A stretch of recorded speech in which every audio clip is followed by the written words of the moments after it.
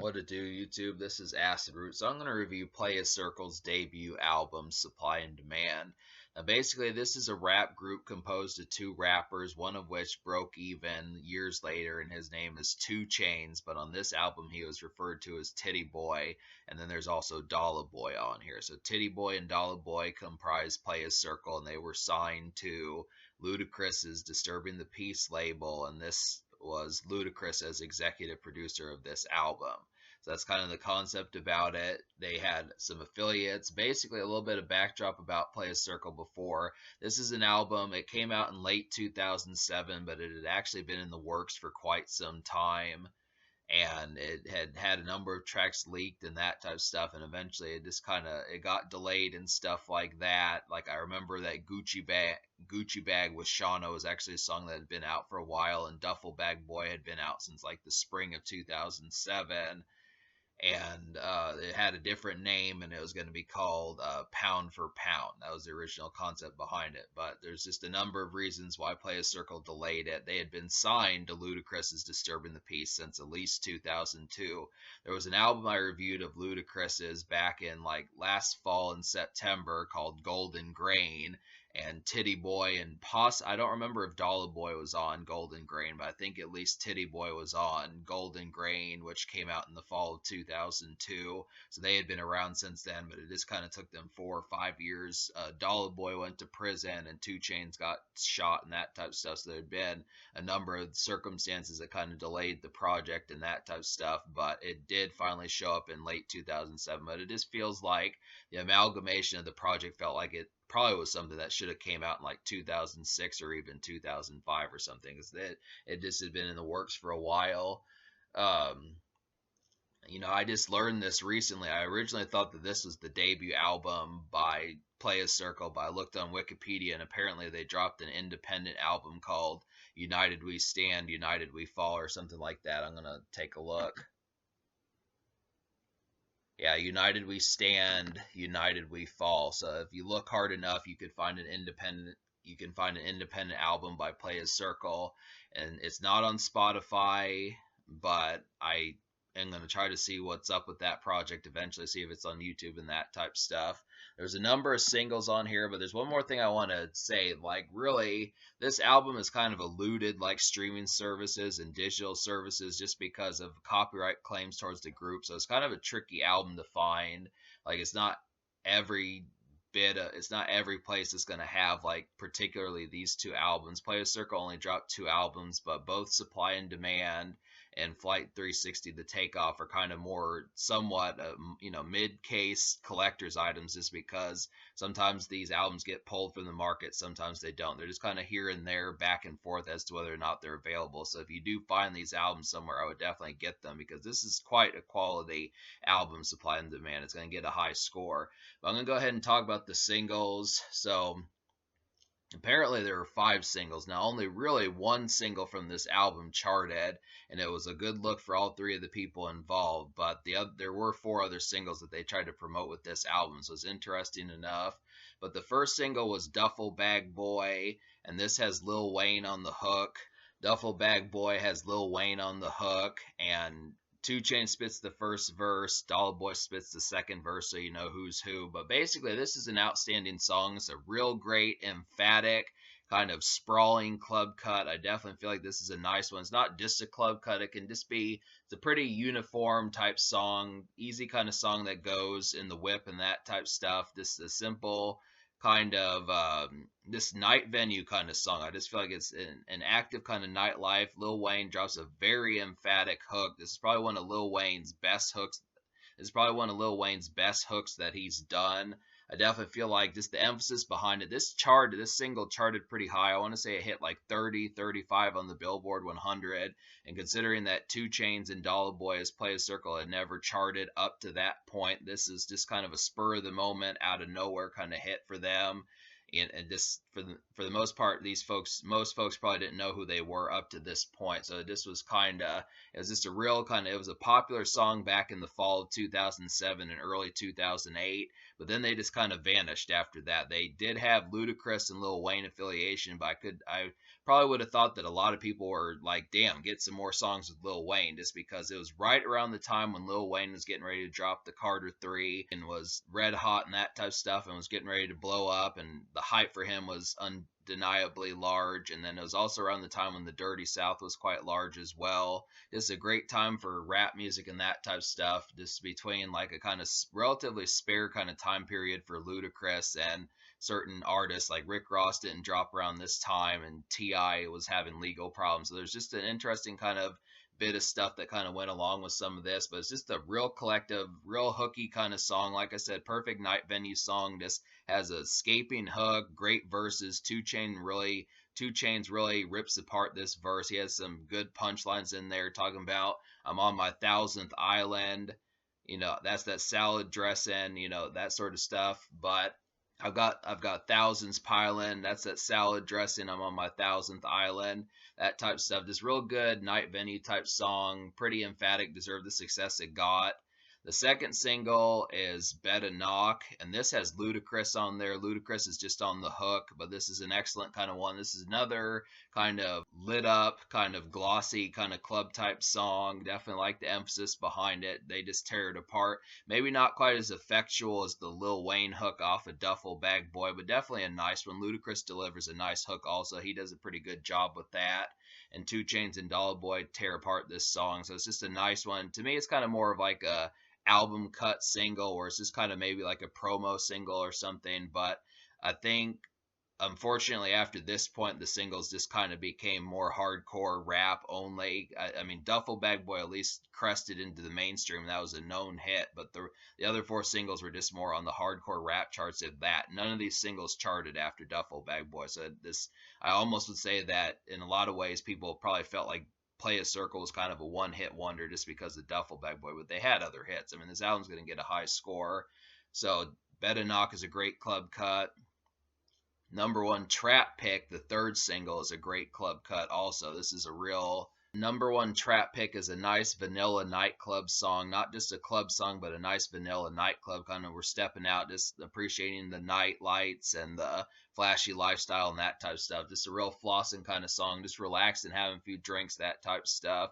Kind of watching the women twerk, that sort of thing. It's just an easy, I mean, it's not really that ferocious a song. It's just kind of, in some cases, I would say a strip club song too. Just a real kind of relaxed night, nothing rave or like raucous in energy, but just has a nice, real kind of tempered energy about it that works pretty damn well. And it just is an easy kind of vanilla strip club, vanilla nightclub type song. The 4th single, which is actually a pretty popular song off this album, at least on Spotify, is Paper Chaser. Now, Playaz Circle tries something different here. This is not a nightclub, night venue type song. This is a soulful song. This is definitely one to smoke like a Swisher or a Stogie to in the vehicle, that type of stuff, just cruising around, appreciating the nightlife or appreciating life, just being appreciative, wearing pinstripe clothing and Armani and some of that type of stuff, and just a little bit fancier, a little bit more sophisticated type song. It's the sort of stuff that Rick Ross would later do in the 2010s, like on God Forgives, I Don't, and some of those type projects. It's interesting to kind of get that just in like a different sense. Definitely hotel kind of music and kind of more busybody type music. I definitely like it. The hook is really great. I mean, this is another one, like most of these hooks on the singles are pretty outstanding. I feel like Duffle Bag Boy, Better Knock, and Paper Chaser are all outstanding hooks. And this one is just smooth as butter, kind of soulful music that just works extremely well. And then We Workin', is the 5th single. This one is very similar to number 1 Trap Pick. This one was produced by Drumma Boy. Very similar vibes. This is another kind of vanilla nightclub, vanilla strip club type song. I definitely kind of feel like it has a pretty relaxed and kind of a little bit more, has maybe a hair or two more bite than number 1 Trap Pick, but it's the same kind of just crazy kind of relative like crazy, but just kind of more comfortable kind of night out at a night venue and that type of stuff. It's just interesting to kind of get some of these where I feel like Duffle Bag Boy definitely has the most rave energy, and that's the one that'll probably get you the most excited. And then Bed Knock is like a nice bubbler, but number one trap pick and We Workin' are kind of just more balanced, just relatively pleasant night, quaint night at a club and that type of stuff. So it's just good to kind of get some of that. Definite great beat on there. It's a real haunting and kind of spooky and kind of glimmeringly dark kind of beat on We Workin'. It's kind of similar to that on number one trap pick. I also kind of like the flutes. If I didn't talk about the beat a little bit on Bed and Knock, I kind of like the flutes or the wind instruments that are on Bed and Knock. It really is a nice touch on there.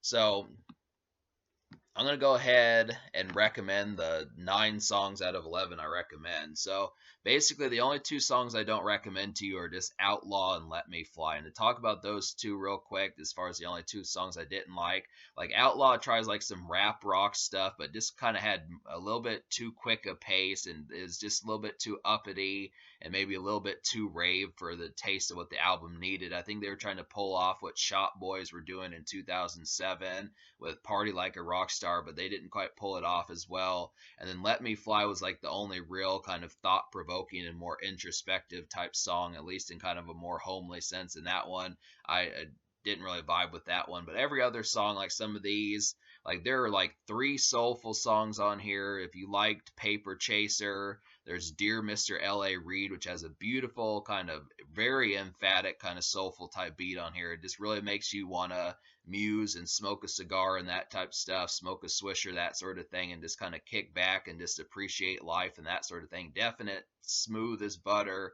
kind of hotel pick.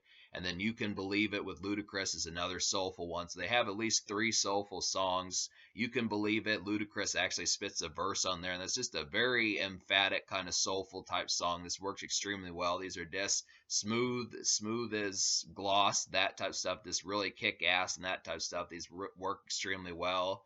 There's a couple more nightclub songs in here. Gucci Bag with Shauna is just a pretty standard dance club and strip club type. Gucci Bag is a pretty standard dance club and strip club type cut. Definitely works pretty well. Shauna contributes to the song real well. Just an easy kind of chirpy kind of Lil Jon type beat on there. Nice dance club type cut.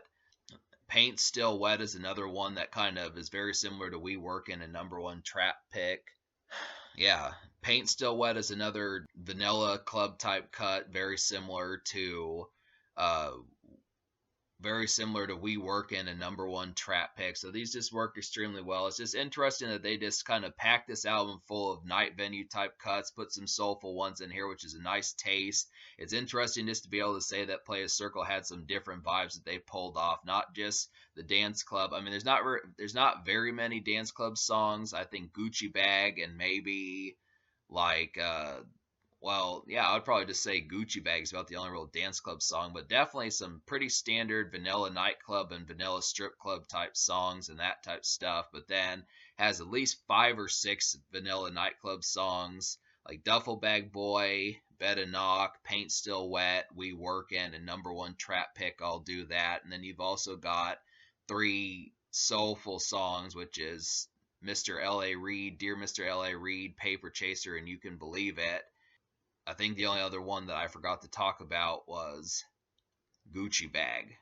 Yeah, Gucci Bag, which is kind of the dance club and strip club type cut. So that really, it's just an extremely exuberant nightlife out. This has a nice glossy type atmosphere. Good guests on here: Lil Wayne, Shauna, Ludacris, Twice, that type stuff. Some real interesting type moments just for having that aspect. It works as a very nice meshed field with disturbing the peace and also having a good like position of getting a hold of Lil Wayne, especially in his prime time as far as that kind of went. So it's pretty awesome to kind of have that aspect. So I'm gonna give this album a 10 out of 10. I really feel like me only not liking 2 songs out of 11 is pretty outstanding. I just really connected with this album. Plenty of nice night venue songs, plenty of strip club stepping out type moments, even a dance club song on here, and some real smooth as butter hotel type moments and sophisticated kind of soulful moments that just work. And it's pretty interesting just how easily they pulled it off. Just the fact they didn't have to do the soulful stuff, but they found another aspect and kind of identity to kind of have, and it worked. So that's pretty awesome. So 10 out of 10. The social score, I'm going to go ahead and give like a 9 out of 10, just because like this album is chock full of hits, but for folks who may only be here for like the songs that they heard on the radio or things that are more commercial, there's really only Duffle Bag Boy. And I think to this day it still makes me question how many people just feel like Playaz Circle is just a one hit wonder. They're really not. I mean, this album is chock full. It has some good guests on here, and just has a nice advent kind of style of an active nightlife, and it works in the night venues, it works in the clubs, works in the strip clubs, works in the dance clubs in some cases. Just has a nice kind of spiffy kind of atmosphere about it, and it's just interesting to kind of get that. So yeah, I just would have to say it, but it's just too bad that there just weren't more singles that could have made more noise. It's the same thing with their second album, Flight 360. I mean, that they tried hooking up with Lil Wayne again to get another hit on the scale of Duffle Bag Boy, but it just didn't quite work as well the second time around. But it's not to say that it's not quality. So it's just kind of the concept. I will eventually get to that album, but just to kind of say it's just interesting to kind of get this concept. So don't listen to the critics or the detractors as far as thinking that the only good song is Duffle Bag Boy, because I mean it's kind of vanilla. This is kind of a vanilla Atlanta album. It's very, for Atlanta music, it's very vanilla, especially out of 2000s rap. But I don't really care. It doesn't bother me whatsoever. It's quality, and there are some good beats on here and some good hits, despite the fact that it just doesn't have the extensive explosiveness of like Duffle Bag Boy. That's just kind of the concept about it. So in terms of the future, like 2 Chainz is still pumping out albums, and they at least said that they were going to do another Playaz Circle. I'm not so sure if that's going to happen, but at least there is at least 2 more albums by Playaz Circle out there, and there's just some good stuff to kind of mess with as far as that kind of goes. But this is an excellent one. You could probably find this album for pretty cheap, so it's definitely worth investing in. So that's kind of the thing there.